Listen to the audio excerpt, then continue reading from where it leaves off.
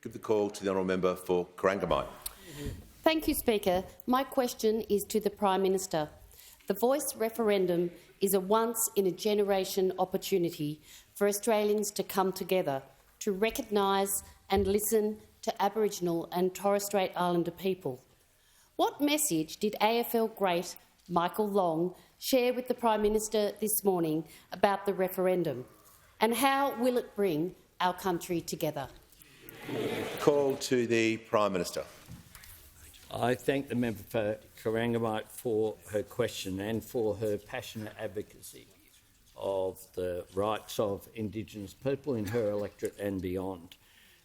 Michael Long is, I believe, a great Australian. He's someone who's passionate about lifting up opportunity for young Aboriginal and Torres Strait Islander people, and indeed his relatives, including a very young boy, walked with us this morning across the bridge to Parliament House. It was a historic moment, and it followed from his historic trek back in 2004. He is very passionate about making a difference, and he understands very firmly that giving Indigenous Australians a voice will make a difference, because when you listen to people who are directly affected, you have a much greater opportunity to actually make decisions with Indigenous people rather than for them, or in worst-case scenario, to them, which is what has occurred. For 122 years there has been a voice. It's been a voice from Canberra to Indigenous communities. This is about getting a voice to Canberra from Indigenous communities, a voice that will have no power over this parliament or over government, but it will have the power of its ideas being put forward in a respectful way.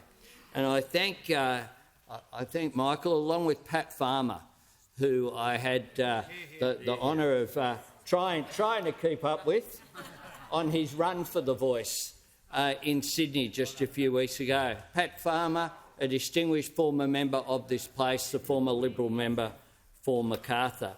But this morning I was reminded of another event where Indigenous Australians walked to this parliament, and that was Jimmy Clements back in 1927, when this parliament was opened by the Duke of York on May the 9th. And Jimmy Clements walked from Tumut. He was a Wiradjuri man. Our minister here is a Wiradjuri woman. And he walked, and along with John Noble, was the only two Indigenous people here. The police tried to move Clements on because he was barefoot and because he'd walked for days and days to get here. But the people outside rose up and said, no, he's got a right to be here. And there was people coming together in what must have been one of those first acts of reconciliation and generosity.